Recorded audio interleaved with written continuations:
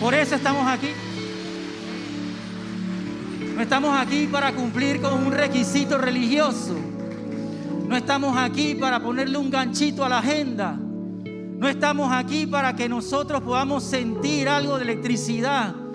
Estamos aquí para encontrarnos con el Dios Todopoderoso, con nuestro Padre, con el que nos salvó, con el que nos limpió, con el que nos llamó de las tinieblas a su luz admirable. Y por eso le alabo, por eso le exalto, por eso le digo: Señor, gracias por salvarme. Gracias por salvarme. Amén, amén. Puedes saludar al que está cerca, ¿sí? Hola, ¿cómo estás? Hemos venido a alabar a Dios. Gracias.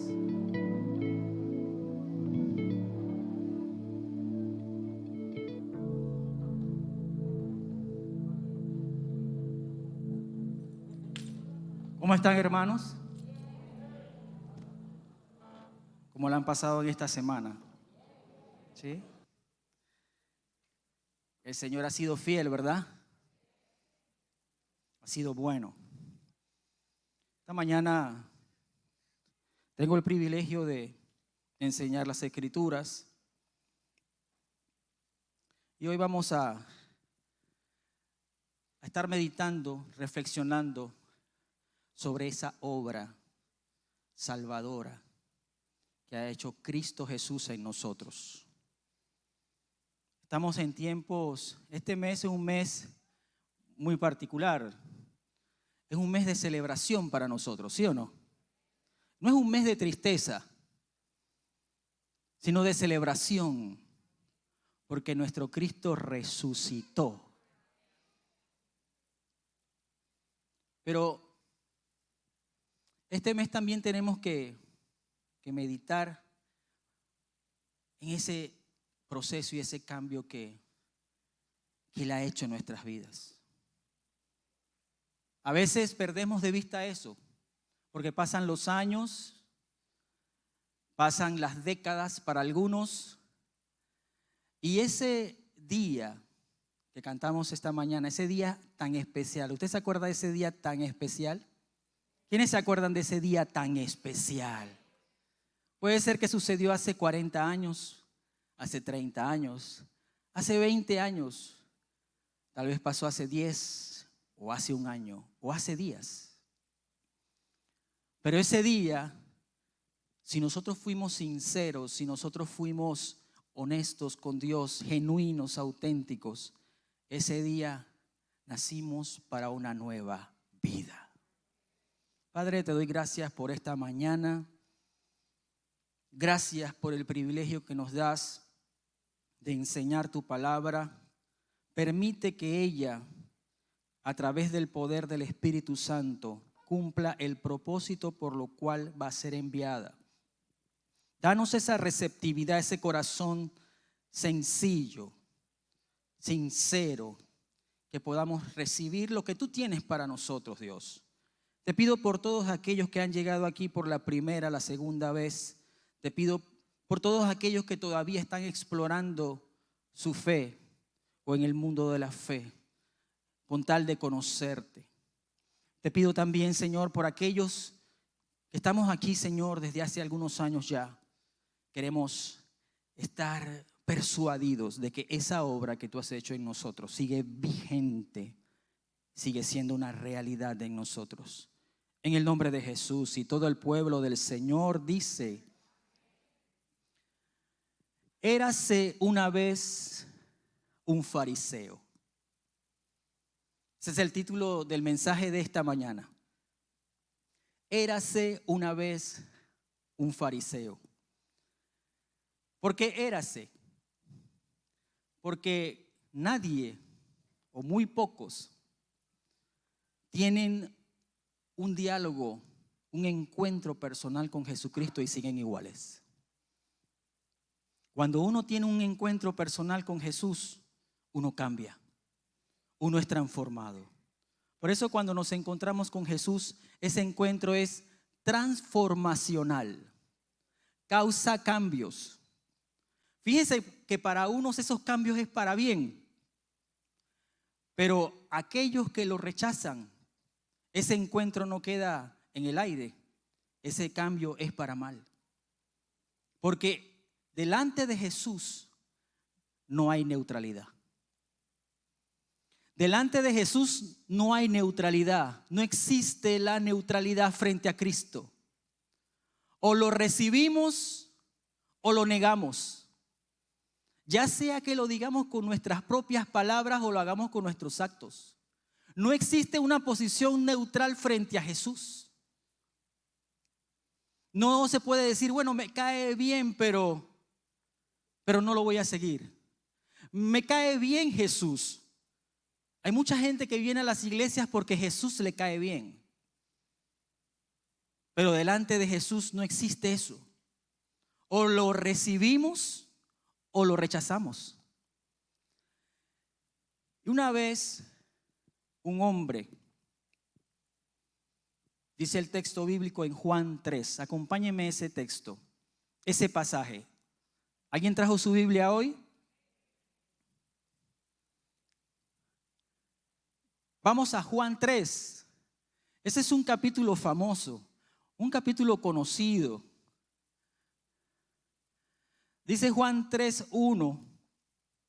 Dice, había un hombre llamado Nicodemo. Y dice el texto, un líder religioso judío de los fariseos. ¿De quién era él? De los fariseos. Diga, fariseo. Hay una canción de Richie Ray, Bobby Cruz, ¿se acuerda de esa canción? Que suelten a Barrabás. ¿Quiénes decían? A ver quién la bailó. Hermano, oiga, tranquilo. La bailó en el Señor, hermano. Amén.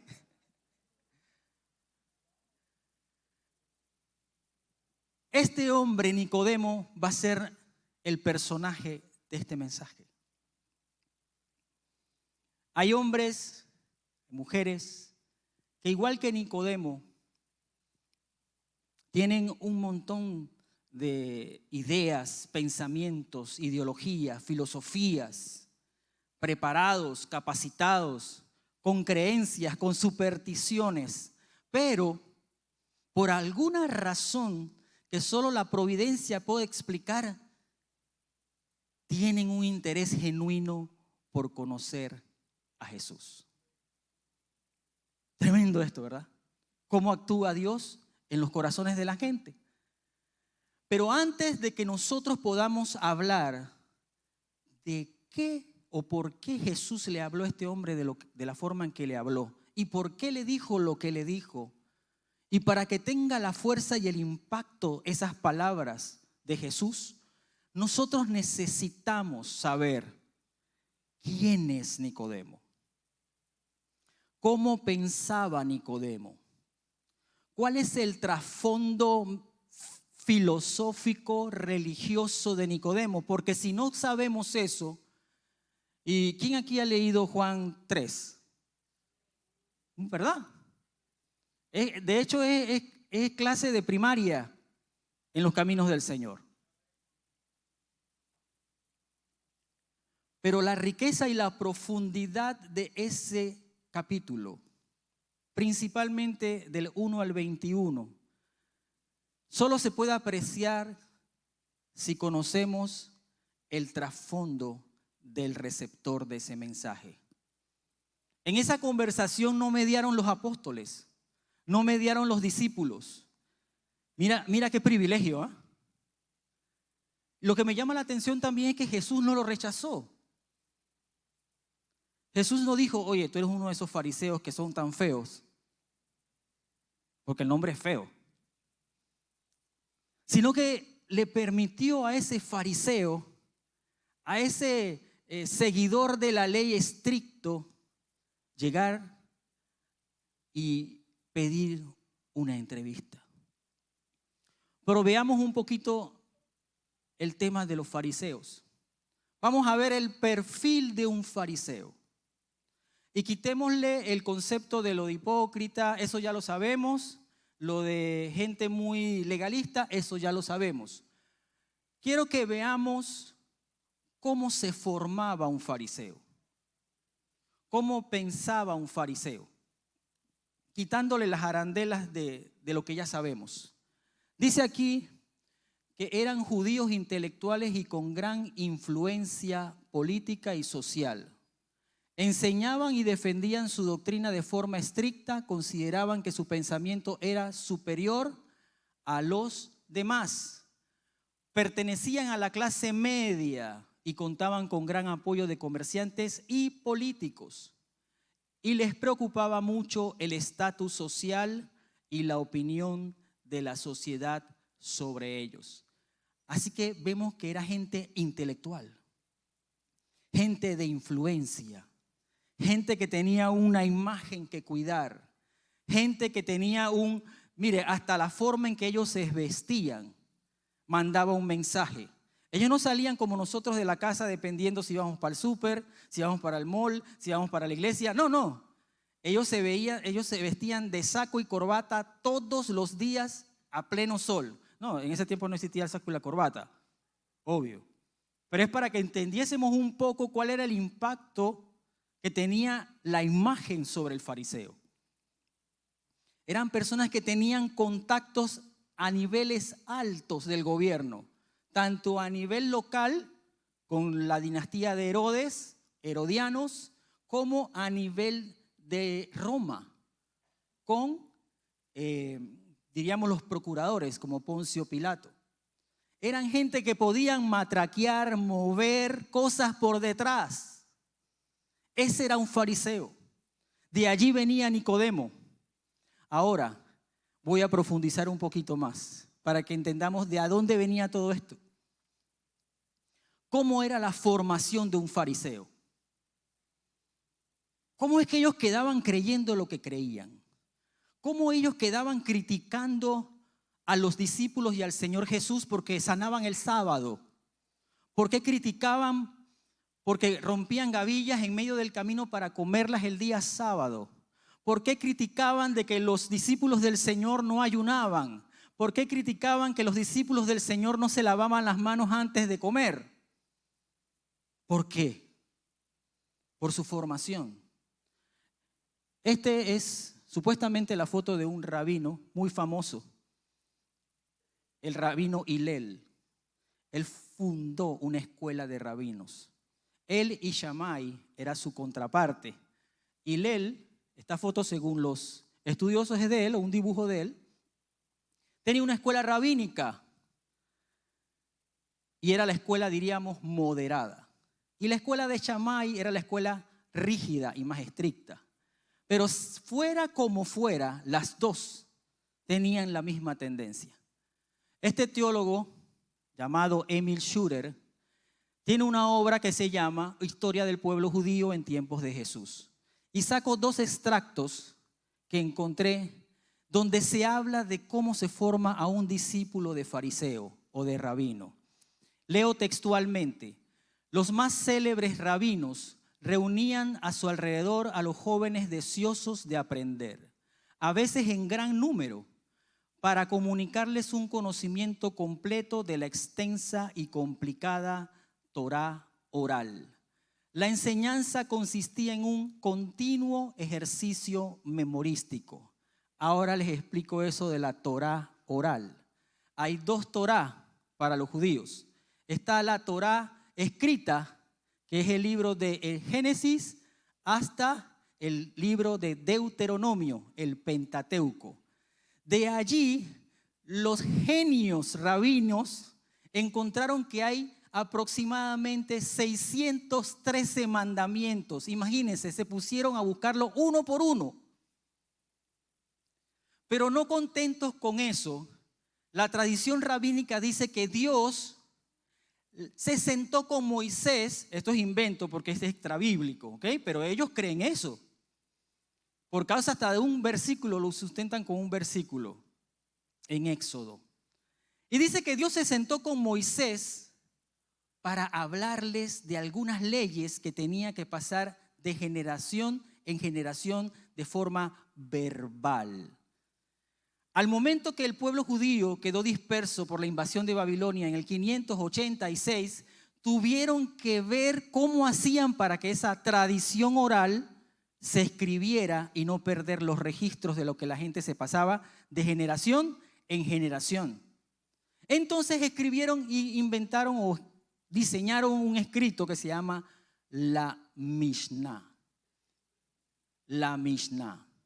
Sí, los que están tomando notas, M-I-S-H-N-A, la Mishnah.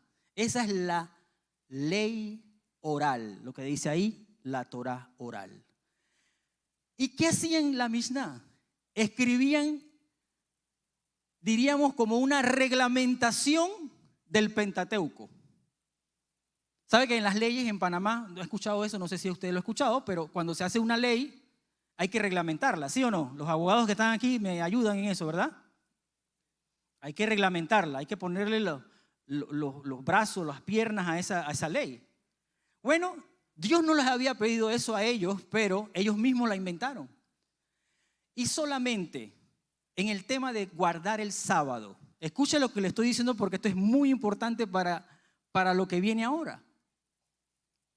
Solamente en lo que tiene que ver con el mandamiento de guardarás el sábado y no trabajarás. ¿Te acuerdas en el Antiguo Testamento, en Éxodo, cuando se le dijo eso al pueblo de Israel? Los señores rabinos se dedicaron a escribir 39 categorías de lo que era un trabajo, para no fallar. El espíritu era meditar en Dios. El espíritu del guardar el sábado era que nos quedemos quietos para meditar en el Señor, para reflexionar en el Señor, para tener comunión con Él. ¿Sí o no? Porque el sábado fue hecho para el hombre y no el hombre para el sábado. 39 categorías de lo que era un trabajo el sábado. ¿Qué se podía hacer y qué no se podía hacer? De las 39 categorías, decenas de subcategorías. Solamente del sábado, un solo mandamiento. ¿Y cuántos dije que mandamientos había en el Pentateuco? 613. Multiplíquele a 613 10 mandamientos por 10 categorías por mandamiento. ¿Cuánto sale eso? Miles de subcategorías. Eso era Nicodemo. Eso era un fariseo. Por eso es que estamos hablando de que cuando uno habla de un fariseo, uno juzga al fariseo y dice, ese fariseo, míralo. El fariseo fue formado para cumplir miles de mandamientos. Y no fue de grande, sino de pequeño. Fíjese que dentro de las categorías decía lo siguiente: la mujer con canas el sábado no se las puede sacar. Hubiera sido un negocio redondo tener un salón de belleza en esos tiempos, ¿sí o no? Se ahorran el trabajo de sacarse las canas. Los señores rabinos hacer un nudo el sábado era trabajo. Así que los rabinos establecieron qué nudos se podían hacer el sábado y qué nudos no se podían hacer el sábado. De las sogas. Si el nudo se podía atar y desatar con una sola mano, no era trabajo. Tremendo eso. Se establecía la regla de cómo quitarle el huevo a una gallina para que no fuera trabajo. Los únicos nudos que se podían hacer los días sábados eran los nudos de las enaguas de las mujeres. Ese nudo nada más. Y los nudos que se podían hacer con una sola mano. Hasta allá llegaban los controles. Eso era lo que vivía el pueblo. Al pueblo se le decía, si no cumples con estas leyes, porque la ley oral tenía la misma fuerza que la ley escrita.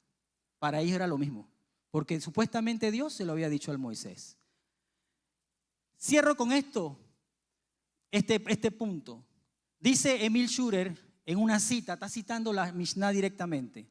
Desde el punto de vista rabínico, para los alumnos había mucho más en juego que simplemente obtener una buena calificación, pues se le advertía, todo el que olvida una palabra de su instrucción de la Torá haga cuenta que ha malgastado su vida. Y en otros textos dice, la Escritura lo toma como si hubiera cometido un pecado de muerte. Si se olvida una expresión de la enseñanza. Y Pablo decía, yo soy fariseo de fariseos. O sea que dentro de la casta de los fariseos Pablo estaba, era un fariseazo. Era un fariseazo. Para los jugadores de game, era un fariseo nivel máster, hermano. Eso era Nicodemo.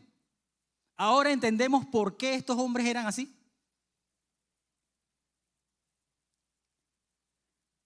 Al alumno fariseo se le decía, tienes que imitar hasta las expresiones de tu maestro. Cómo predica, cómo enseña. Igualito tienes que hacerlo. Ahora volvamos a nuestro fariseo. En el texto bíblico, en Juan 3:2, dice, este vino a Jesús de noche. Dice el texto. Dice aquí, Rabí le dijo, todos sabemos que Dios te ha enviado para enseñarnos las señales milagrosas que haces son la prueba de que Dios está contigo. ¿Y cuál era la visión de Nicodemo para Cristo? Era la visión de otro rabí. Nicodemo todavía veía a Jesús como un maestro. Eso era lo que él conocía. Eso era lo que él estaba acostumbrado. Pero tú y yo sabemos que Jesús no es solo un maestro o es el maestro de maestros, sino que es nuestro Señor y Salvador, Rey de reyes y Señor de señores, Alfa y Omega, el que nos llamó de las tinieblas a su luz admirable. Amén. ¿Alabas al Señor por eso? Él no es solo un rabí, pero a veces tenemos una visión corta de quién es Jesús. Y puede ser que hayas llegado a este lugar por la primera o segunda vez, alguien te invitó y dice, oye, Jesús es buena gente. Él siempre me ha caído bien. Pero Dios no solo quiere caerte bien. Dios quiere salvarte.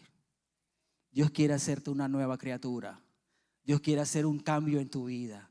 Dios quiere renovar tu vida y traer vida y vida en abundancia.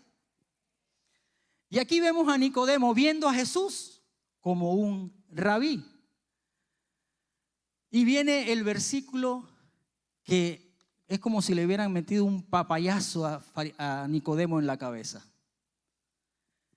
Jesús siempre hace eso, ¿eh? Jesús al principio te deja correr, pero luego te suelta una que te deja. ¿Quién le ha pasado? ¿A quién le ha pasado? Te deja fuera de base. Y el Señor le dice a Nicodemo en Juan 3:3, te digo la verdad, Nicodemo. En el idioma original dice Jesús, amén, amén. De cierto te digo, a menos que nazcas de nuevo, no puedes ver el reino de los cielos. ¡Wow! Nadie que no nazca de nuevo puede ver el reino de Dios. ¿Y qué es eso de nacer de nuevo? ¿Cómo funciona eso? Cuando ahora sí va a percibir que un hombre que toda su vida, su salvación y su relación con Dios la basó en 613 mandamientos más los miles de mandamientos más que establecieron sus maestros. Y Jesús le dice a él, mira, eso es una paráfrasis, ¿ah? Nico, esa no es la ruta. Nico, no tienes que cumplir con todos esos mandamientos, con todas esas ordenanzas, con todas esas tildes, con todas esas comas, con todos esos párrafos, con todas esas cosas que te están enseñando tus maestros. Nico, no es por ahí. Nico, hay que nacer de nuevo. ¿Usted cree que Nicodemo captó eso? A ver, ayúdeme. ¿Usted cree que captó eso? Fue como si le hubieran lanzado una sandía en la cabeza, hermano. Yo no sé cómo se siente una sandía en la cabeza, pero debe ser horrible. Quedó golpeado, hermano. Quedó en la esquina viendo cuadritos, viendo lucecitas. Porque Jesús le dijo, todo lo que tú has creído por toda tu existencia no es cierto. Hay que nacer de nuevo. ¿Quiénes han nacido de nuevo aquí, hermano? ¿Quiénes dan gracias a Dios por ese nuevo nacimiento? Ese nacimiento que es por obra de Dios. Y aquí tenemos a Nicodemo boxeando frente a una declaración de Cristo que no la vio venir. Nicodemo le hace una pregunta al Señor. ¿Qué quieres decir?, exclamó Nicodemo. ¿Cómo puede un hombre mayor volver al vientre de su madre y nacer de nuevo? Nicodemo no tenía la forma de asimilar lo que acababa de escuchar. Él pensaba, lo primero que pensó fue en un pensamiento lógico, igual como le habían enseñado. Pensó de manera humana, método humano, naciendo de nuevo de su propia capacidad. Nadie puede nacer de nuevo por sus propias fuerzas, sino porque es una obra poderosa y única de Dios en nosotros. Nadie. No hay método humano para hacer que alguien nazca de nuevo. Y cuando Cristo le dice a Nicodemo, es necesario que nazcas de nuevo, no era que Nicodemo provocara ese nacimiento, sino lo que Cristo le decía a Nicodemo es necesario que te suceda esto. Es necesario que te pase esto, pero tú no tienes ningún poder para nacer de nuevo. Y en el siguiente texto, Jesucristo sube el level, sube el nivel de revelación. Una cosa que me llama la atención es que Jesús nunca les habló a los discípulos directamente de estas doctrinas.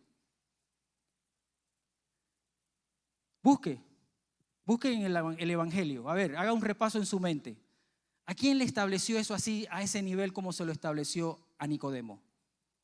Le pudo haber dicho algo parecido o por encima, pero profundizó.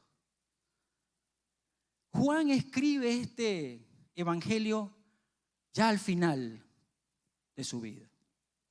Pasaron más de 50 años y Juan el evangelista escribe este pasaje, este evangelio. Y es el único evangelista que menciona a Nicodemo. Lo menciona en Juan capítulo 3, lo menciona en Juan capítulo 7 y lo menciona en Juan capítulo 19. Como si Nicodemo fuera un artista secundario y transversal en todo el libro. ¿Por qué? Porque Nicodemo representa a muchos de nosotros. Nosotros algunos éramos como Nicodemo, tratando de agradar a Dios a través de métodos humanos, a través de nuestro buen comportamiento, a través de nuestro buen boletín. Nosotros le presentábamos nuestro boletín a nuestros padres. ¿Se acuerda cuando venía lleno de S? ¿Se acuerdan cuando nos ponían S en los boletines? Hay algunos que aquí le metían como 4 R y uno que otro una X. ¿Quiénes dicen amén? La obra de Dios ha sido grande, ¿verdad? Pero yo era de los alumnos que por lo general era cuadro de honor. Tenía esa maldición.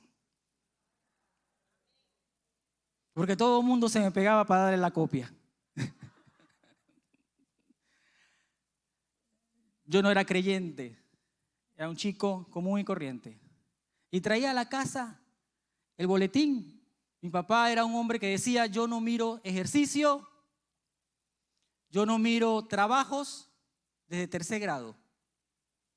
Desde tercer grado. Él me ayudó fantástico, primer grado, kinder, primer grado, segundo grado, tercer grado. Hasta tercer grado dijo, vas solo. No le recomiendo a todos eso porque no todo el mundo es igual. Él nada más pedía boletín. Y cuando yo iba con mi boletín, ese. Y mi mamá decía 5 de arriba abajo. ¿No se acuerdan cuando decían los papás así? Eso, yo estoy tirando aquí el certificado de nacimiento, hermano.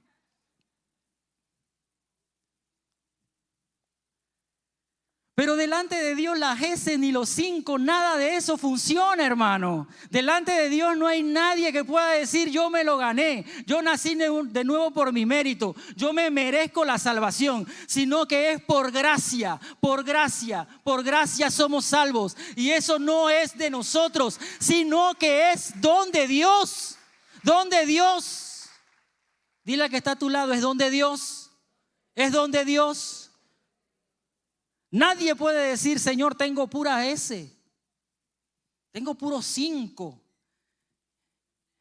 Y el boletín de Nicodemo era pura S y puro 5.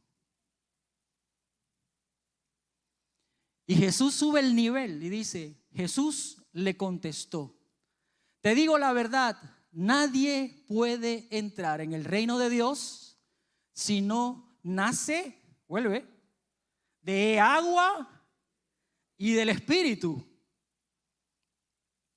El ser humano solo puede reproducir la vida humana, ¿okay?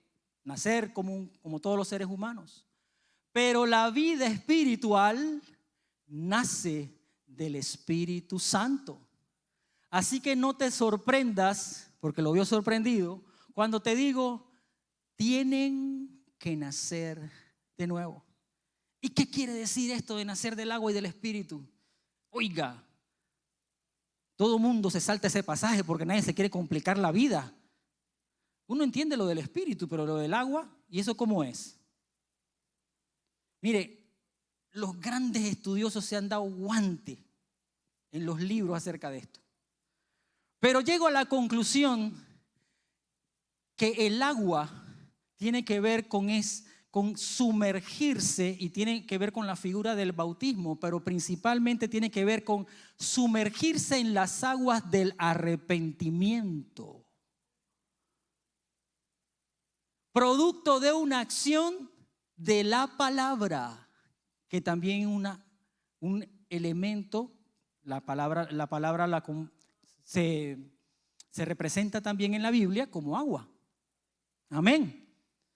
Quiere decir que sin arrepentimiento no hay nuevo nacimiento. Si nosotros no nos arrepentimos de nuestros pecados, de nuestra condición, de lo que hemos hecho, no hay forma de nacer de nuevo. Esa es la puerta. Por eso nacemos del agua y del Espíritu, porque el accionar del Espíritu para regenerar nuestra naturaleza caída en una nueva naturaleza es el toque final de nuestro nuevo nacimiento. ¿Y quiénes de los que aquí están sentados han experimentado eso? ¿Quiénes han experimentado ese nuevo nacimiento? ¿Quiénes han experimentado que de un día y después otro día y fue cambiando y transformando algunas cosas? ¿Puedes darle gracias a Dios por eso? ¿Puedes alabar al Señor por eso? ¿Puedes decirle, Señor, gracias porque me tuviste misericordia y me permitiste nacer de nuevo? Eso es nacer del agua y del Espíritu. Sumergirse en las aguas del arrepentimiento y dejar que el Espíritu Santo opere en nosotros y nos cambie.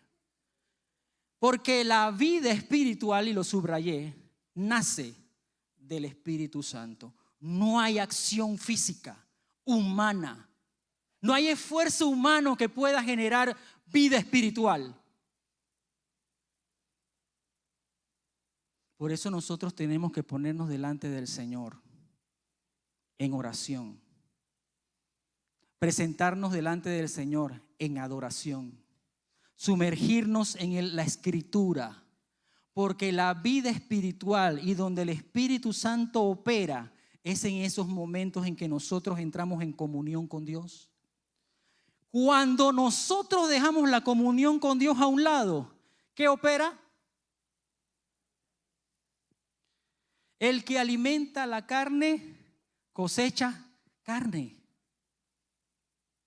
Pero el que alimenta el Espíritu, con el Espíritu de Dios, cosecha vida. Así de simple. Entonces no podemos esperar un cambio porque todos queremos cambiar algo. Todos los que estamos sentados aquí queremos cambiar algo. Y no solamente la nariz, no solamente la ceja. Todos los que estamos aquí no necesariamente estamos cambiando o queremos cambiar algo físico. Todos queremos cambiar algo adentro.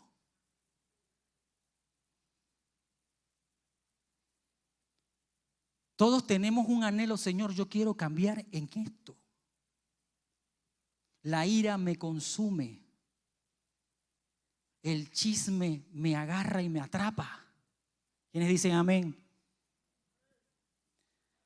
La mentira. Los malos pensamientos contra nuestros hermanos o personas. Esta semana puede haber alguno pensado que se abra la tierra y que se trague a mi vecino. No, esos pensamientos bien, hermano. Tú puedes ser muy espiritual, pero el enemigo puede poner un pensamiento loco a la cabeza de uno, ¿sí o no? Pero usted tiene que ser, te lleva a la obediencia a Cristo, amén. Vida espiritual nace del Espíritu Santo. Sigues el Señor hablando y el viento sopla hacia donde quiere, de la misma manera que oyes el viento, pero no sabes de dónde viene ni a dónde va, tampoco puedes explicar cómo las personas nacen del Espíritu Santo. Esto me encanta. ¿Sabe por qué? Dios es soberano, ¿sabía eso? Y Dios actúa diferente en cada persona. Yo nunca me olvido cuando yo entré, yo espero que esa persona no esté aquí, si dice estoy aquí espero que se haya arrepentido. Yo entré una vez al baño de los varones, yo no sé qué evento había en la iglesia, y aunque usted no lo crea, yo tenía el cabello por acá abajo, hermano. Yo tenía un copete, hermano, que salía así, parecía un gallo pinto, una cosa. Y yo estaba en el baño con ese corte de rockero de los años 80. Tenía menos de un año de ser creyente, pero el Señor me había golpeado, tenía ese fuego de esa experiencia con Cristo. Y llegó, yo no sé cómo en el baño de los varones había una señora. ¿Cómo entró ahí? Debe ser que pensaba que era mamá de nosotros, no sé. Y me dice, tienes el cabello muy largo. Yo dije, sí. Yo me parecía a Bruce Springsteen, ¿cómo se llama el rockero ese? Springsteen.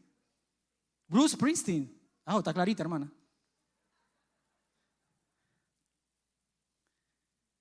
Tienes el cabello muy largo. Y yo decía, ¿será un impedimento para que el Espíritu de Dios trabaje en mi vida? ¿Será un obstáculo para que la verdad del Espíritu Santo toque mi corazón? No. Eso del cabello es secundario, hermano. Y muchas cosas que nosotros creemos que son religiosas y que son eses y ganchitos en el boletín para Dios, no lo son.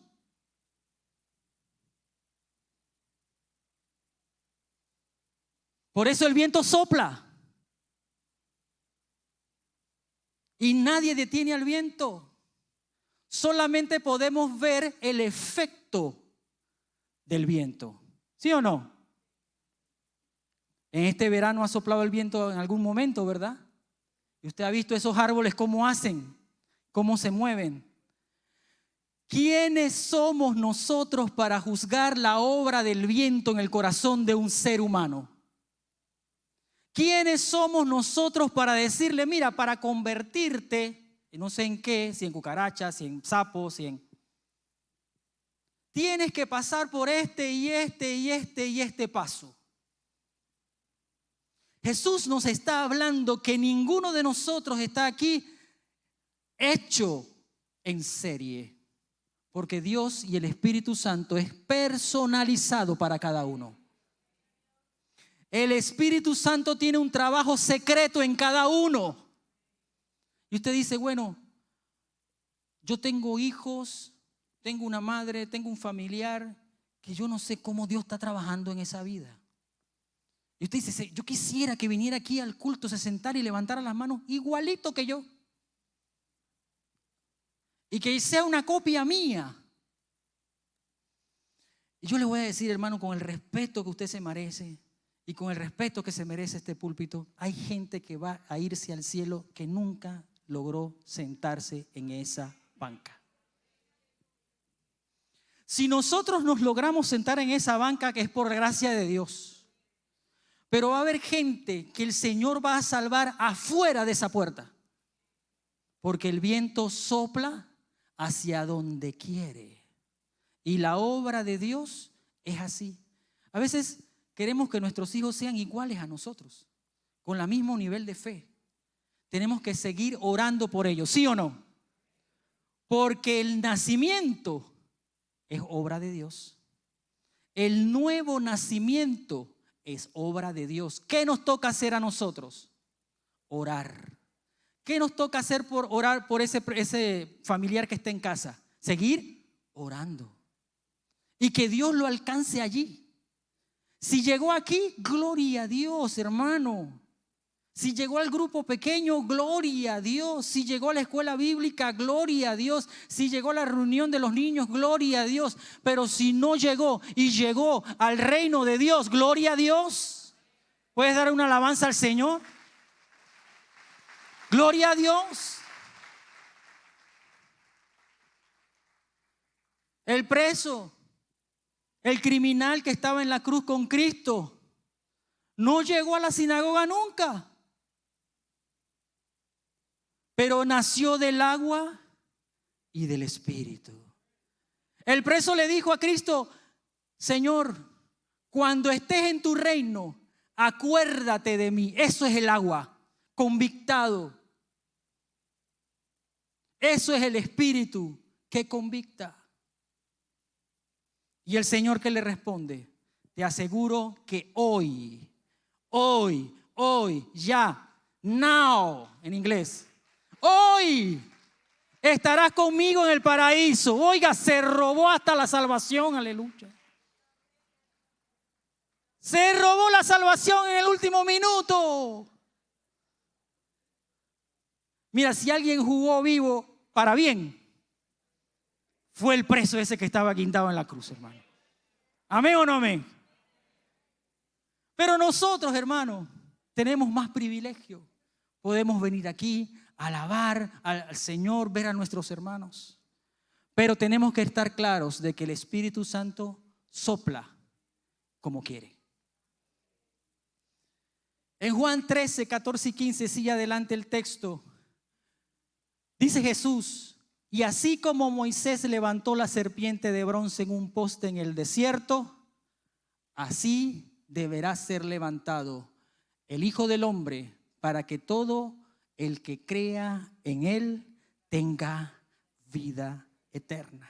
Y ahí le pongo la cita, Números 21 del 5 al 9, para los que toman notas.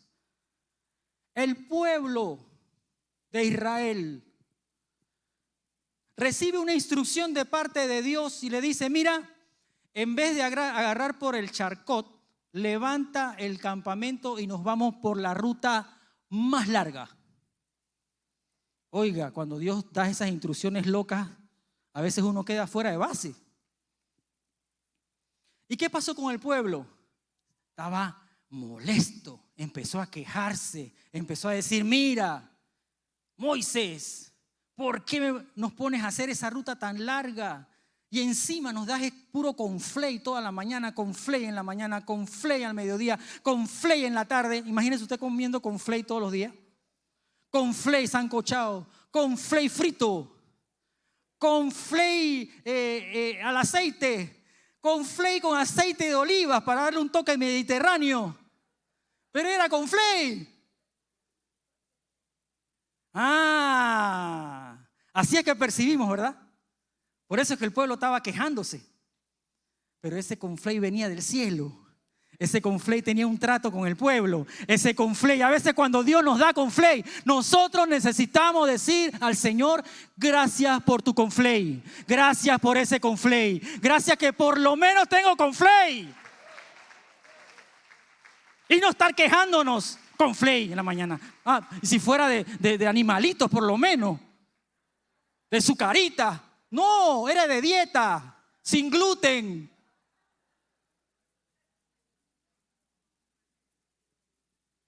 Y dijo el Señor: mira, estos chiquillos sí me han salido malcriados.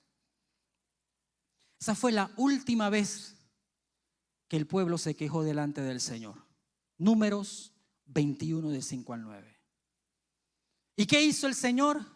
Mandó serpientes. Hermano, reciba el mensaje del Señor. Cuando nosotros estamos en desobediencia, cuando nosotros empezamos a quejarnos y a vivir amargadamente por las cosas que Dios no nos da, empiezan a venir serpientes. Y las serpientes los mordían y generaba una hinchazón muy fuerte, y esa hinchazón los mataba. Y dice el texto bíblico que murieron muchos. Y Moisés, que era un digno líder, un pastor de su rebaño, le dice: Señor, mira lo que está pasando. Y intercedió por el pueblo. Y el Señor le dice: mira, haz una serpiente de bronce, colócala en un asta y ponla en un lugar para que todo aquel que la vea, si lo pica una serpiente, pueda ser sanado. Oye, pero ¿no hubiera sido más fácil quitar la serpiente? Sí, ¿verdad? Pero Dios tenía un propósito con la serpiente. Él estaba enseñándole a ese pueblo de dura cerviz que necesitaba depender completamente de Él. Esa serpiente picaba y mordía, así como el pecado muerde.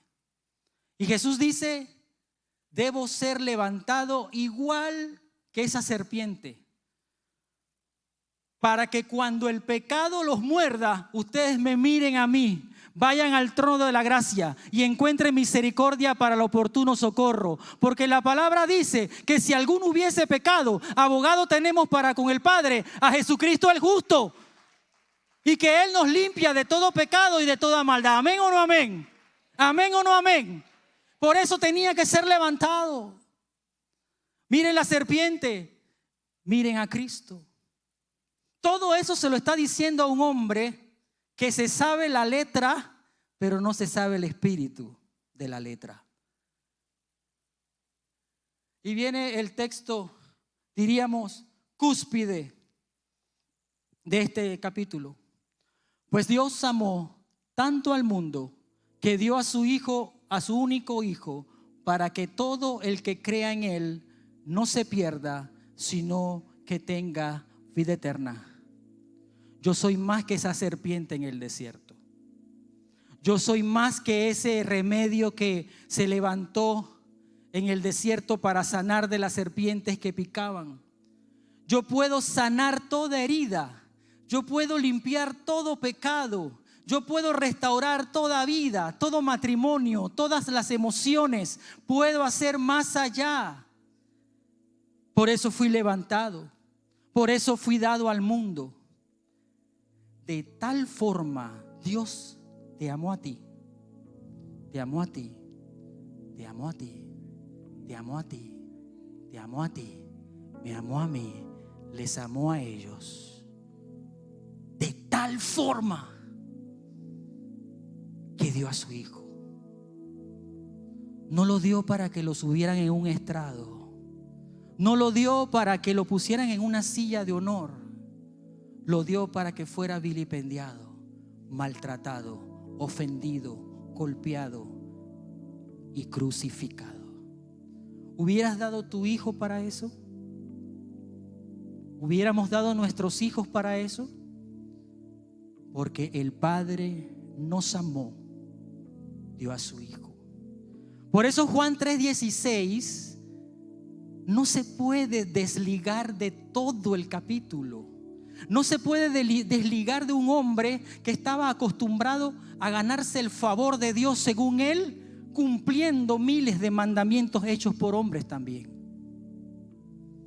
Juan 3:16 se le dijo a un hombre que creía estar bien con Dios, pero que sabía que dentro de él había un gran vacío. Dios no envió a su Hijo al mundo para condenar al mundo, sino para salvarlo por medio de él. Diga amén. No hay condenación para todo el que cree en él, pero todo el que no cree en él ya ha sido condenado por no haber creído en el único Hijo de Dios. Una vez yo le enseñé aquí que Cristo, el Verbo, estaba lleno de gracia y verdad. ¿Se acuerda? Ahí vemos la gracia, versículo 17. Pero también hay una verdad. Aquel que no cree en él ya ha sido condenado. No hay medias tintas, no hay posición neutral. O recoges o desparramas. ¿Qué sucedió con el fariseo Nicodemo? Nicodemo es uno de esos ejemplos de personas que se convierten poco a poco. Nicodemo tenía miedo de sus amigos del Sanedrín y seguía a Jesús, igual que José de Arimatea, secretamente.